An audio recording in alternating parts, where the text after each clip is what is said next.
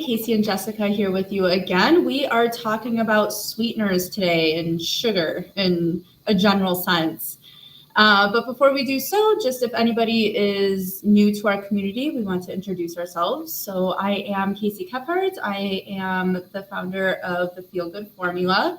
I'm a functional medicine nutritionist, and I work with women with all different types of autoimmune diseases to get you back to the activities you love to do, trash your symptoms, get your life back, basically. And I reside in St. Petersburg, Florida, where the sun always shines. Jessica? And I'm Jessica Melnick. I am a registered holistic nutritionist, the founder of the Anti-Arthritis Method, the host of the Happy Joints Arthritis Solutions Group, and I help both women and men with various forms of arthritis get back to living their life the way they choose to, not the way that they have to.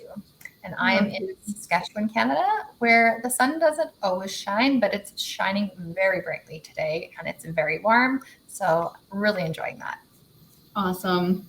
So I know we've done a live on sugars before, and this will be just a little different in regards to, we're going to go over the, let's say, compliant sweeteners that we like to use in our protocols for autoimmune disease people, and basically the non-compliant and why.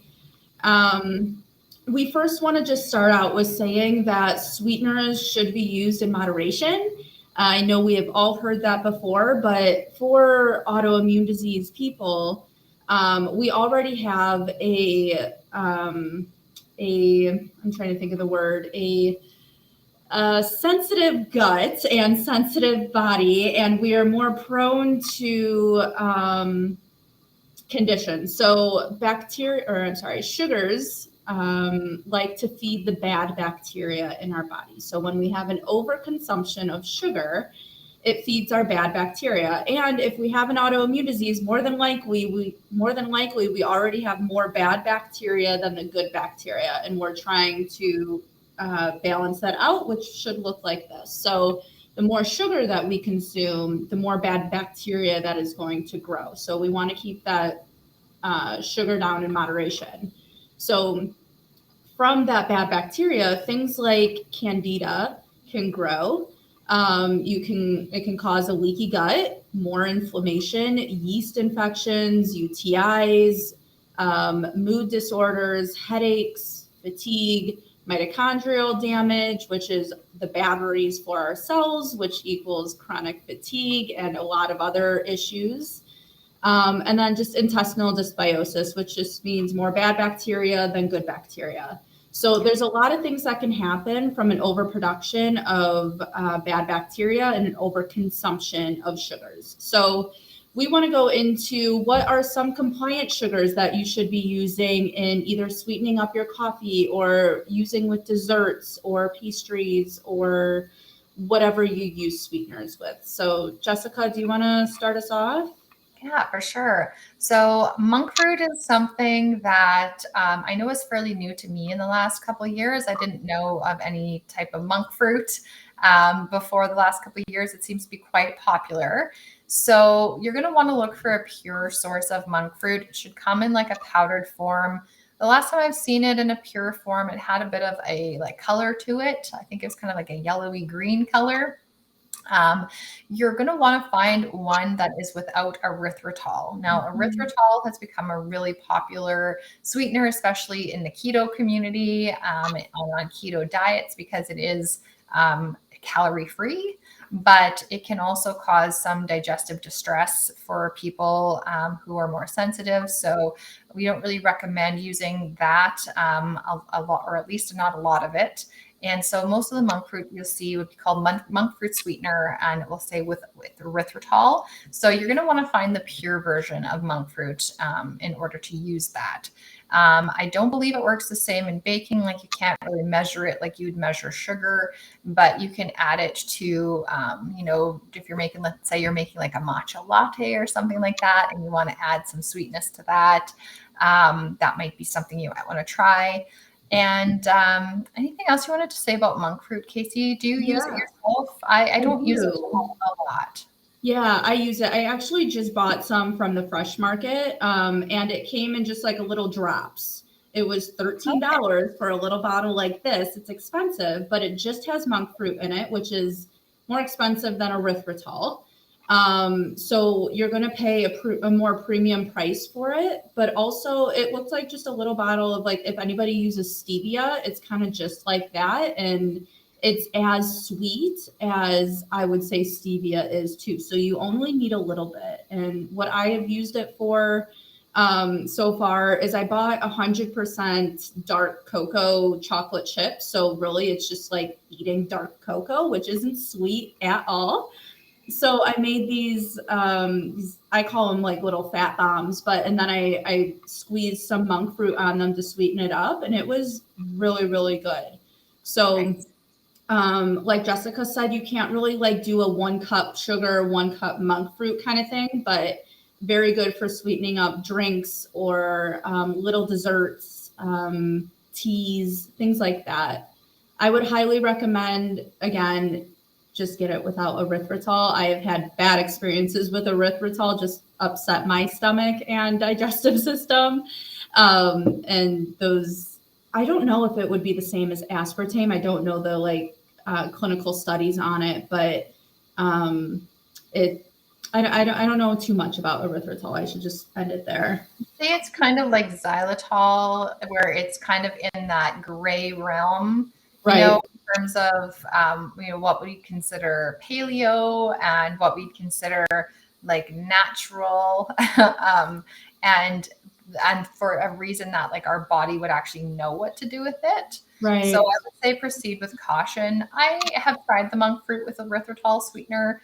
Because I really enjoy baking like paleo treats and AIP treats. Mhm. And I find I do okay on it in moderation, but it does change the texture of the baked good a little bit if I was to, like, as compared to, let's say, coconut sugar, which is something I really do enjoy using when I am baking paleo or AIP treats. The texture is not quite the same. I would say it makes it a little more chewy than if I was to use the coconut sugar. So the erythritol also doesn't have calories in it, whereas coconut sugar would, but it's much lower glycemic than like a refined sugar. So I'll just maybe cover coconut sugar since I'm already on that topic. It's called coconut palm sugar as well. That's another name for it. It looks like a dry brown sugar. So it's like a granulated brown looking sugar. I wouldn't say that it smells coconutty or it tastes coconutty, at least not to me, not like a coconut flour or a coconut milk. I would say it's similar to me in terms of like brown sugar, just not as moist. You can also get coconut nectar, which looks similar to honey. It is liquid. It has a bit of its own unique taste to it as well. So it's just kind of a matter of trying, and I think trying a couple different ones and seeing what you enjoy. And it would work well for baking too, I'm sure. Honey is another one that I love to use for baking. And I always recommend raw and unpasteurized, because when you pasteurize honey, you are taking all of the goodness and nutrition out of it. So an unpasteurized honey really doesn't spoil. It kind of lasts forever. It has like antibacterial properties in it, healing properties. Like it's really quite amazing honey. So you want to leave it in its natural form. So a great place to get it would be your local farmers markets. I know here we have several vendors that sell various forms of honey, and they can vary in flavor depending on what the bees are actually eating, which is really cool. And yes, and unpasteurized forms, or your local health food store often will carry some. I know mine does. Yep, exactly. I love the honey that's like really thick and you have to like really scoop it out of the bottle. I love that. Yeah. Another compliant sweetener source would be pure maple syrup. So we would recommend getting organic, of course.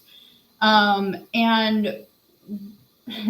we say maple syrup, and there are so many things that probably come to mind for different people, right? So some would be the Aunt Jemima syrup, or there used to be, like, for me as a kid, like a log cabin one.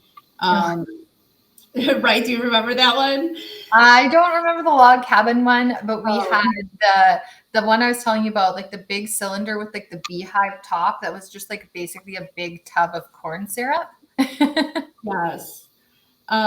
So those are not pure maple syrup. They are processed and probably have a lot of water in it and the minerals stripped out of it. So we want to get pure, like basically just like tap a tree and let the syrup come out kind of thing. I know there's all different grades, like an A grade and a B grade. I'm not really too like knowledgeable about those types of grades, but definitely want to get the purest form that you can. It will be a little bit more expensive, but again, you get what you pay for. Yes, you get nutrients in maple syrup and a lower glycemic load, because the Aunt Jemimas and those other pancake syrups on the market and corn syrups, those are horrible for the blood sugar. They will shoot your blood sugar sky high. They are extremely calorically dense as well. There is no nutrition in there whatsoever. So, especially if you are dealing with diabetes or borderline diabetes, and just if you're a human in general, you should not be consuming those syrups. I consider them a dangerous non-food source. High fructose corn syrup, that's basically what it is. So, and Yeah. I'm sure many of you have heard about how damaging that can be, and how much that really increases your blood sugar. And we really want to avoid shooting up your blood sugar and having your body continually have to produce insulin to bring our blood sugar down. Yeah. So be very careful there. Yeah. And we're not saying that pure maple syrup is not full of sugar either. We are not saying that. It's just a different form and it brings nutrients to the body. So I think for any syrup that you buy, I think the serving size is like a fourth cup if you really think about it. And it's about 70 grams of sugar. If you actually take a fourth cup of syrup and like pour the syrup in your fourth cup, that's a lot of freaking syrup. Wow. And there is no reason we need to use a fourth cup on pancakes or waffles or alone. Like, no reasoning for that whatsoever. So if you're doing that, let's talk for sure. Let's see some other options we can do and kind of reset your sugar craving. But um yeah, so pure maple syrup does have sugar in it, and it will spike your glycemic load, just not as much as the other ones will. Yes, and your body recognizes it. It's not refined like a corn syrup. Yeah, and then there's also maple sugar. I don't think I've ever used maple sugar. Have you, Jessica? I think it's really similar to like a date sugar or coconut sugar. I don't use those myself. I know I can buy them. I've just found that I enjoy using coconut sugar. I have my clients use maple sugar and date sugar, and I think it really varies what's available depending on where you live. So I know most of these things you can find online with no problem, but at your local health food store, they might not stock all of those different types of sugars. So I know for me, I can always find coconut sugar, like coconut palm sugar. It's easy for me to get. Yeah, exactly. And then there's also date sugar and date syrup, which is just a date and it's reduced down into that syrupy form. So I know some people put dates in their smoothies just to sweeten it up, like a whole date, which would be good for the fiber aspect of it instead of using the syrup. But if you need different texture, or if you just want to put like date syrup on like a bite of a pancake or a waffle, gluten free, of course, and compliant, but you can also do that. So there's tons of different sweeteners that might taste better in your eyes or might be great for different textures, like Jessica said, in baking. And there's a lot of options for you. And again, we're not telling you that you need to quit sugar in our protocol. We're just saying that we want it to be in moderation because no matter what kind of sugar it is going to feed the bad bacteria in our body. So when we do have sugar, we want to make sure that we're getting the most nutrients out of that sugar. And I know that might sound weird because we're like, oh, well, sugar doesn't have any nutrients. It does if you get the right forms of it. So make it worth it is what we're saying. Absolutely. Yeah, and we have a lot of different sugars and sweeteners to avoid as well. So we did touch on some of them, one being the high fructose corn syrup. Any form of corn syrup, the white, the amber, and the dark, all of them are equally the same, I'd say, just in terms of flavor, a little bit different. So corn syrups, they are highly, highly refined and very high glycemic, very hard on our poor pancreas that has to produce insulin to bring that load of sugar down in our blood. So high fructose corn syrup is definitely something that you want to avoid. Mm-hmm. And it's mainly the processed sugars that we're talking about here. So again, when you process something, you're taking nutrients out, and it's stripping it to just the basic form of a glucose molecule. Glucose is sugar, and it's like, what's the word I'm looking for? Purest form or something like that. I can't talk today. Yeah. And it spikes your glycemic load, which just means like your blood sugar goes up and then you have that big crash, and that is not good for your insulin levels either. Other things would be like plain white sugar, which is like cane sugar, or brown sugar that you would put in like oatmeal or some baking goods. I love brown sugar. Like when I was a kid, my grandma had like this big jar of it, and I would do like two heaping spoonfuls into my oatmeal, and it was like just dark brown. My oatmeal was, but it was delicious. That might be why I have some problems today, but no big deal. Now you can um, use coconut sugar instead. I don't eat oatmeal anymore, but yes. Um, Another one would be, so your artificial sugars like Splenda or Sweet and Low, the or the pink packets or the yellow packets. So these artificial sugars, first of all, are chemically made in a lab. They are man-made. They don't come from the ground, and they don't come from a root vegetable. So they're already bad for you, right? But in addition to that, they trick the body into producing insulin. So your body, let's say you consume a Splenda in your coffee in the morning, and your body doesn't really know the difference, and it's like, oh, okay, I need to produce insulin. Like, let's go find it, whatever I need to decrease. Well, the insulin has no job to do, and it's just like running around in your body now. So that is not good for the pancreas or for managing insulin levels in general.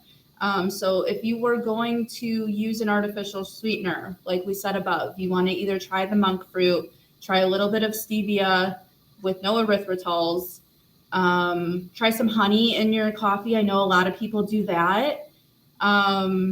Or learn like I did and just drink it black because it tastes good once you get used to it. Mm-hmm. Yeah.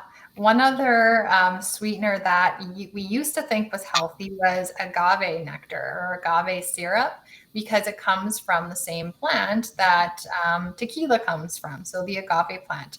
So although this one comes from a natural source, unfortunately, it's very high glycemic. So I'm not sure if the reason it's very high glycemic is because it has to be refined to such an extent to make it in that form. But that is something that you don't want to use, at least not on a regular basis, because of its high glycemic load. Tequila, on the other hand, is one of the lower sugar alcohols. So if having a cocktail is something that you like to do once in a while, or making yourself like a traditional margarita on the rocks, that's a better option than agave syrup. So, yes. So those are some of like our top ones to avoid. Anything else you wanted to add, Casey? I don't think so. No. If anybody has any questions about this, please put a comment down below or DM us if you want to share what sweeteners you use or just ones that we haven't mentioned. Please put them in the comments. We are happy to see them, and it helps other people too. And It's Labor Day weekend, so everybody, or at least in the U.S., and we We have have Monday a off. long weekend too. I Okay. can't remember why. It says Labor Day on my calendar, but I'm not sure if it's Labor Day in Canada. We have a holiday regardless. It's Okay, our good. long weekend. Good. So everybody have a good holiday weekend. We will be back on Tuesday and Thursday with a special guest. Put a love or like on this video, share it if it resonates with you or a friend, and that's it. Have a good weekend. Yes, take care, everyone.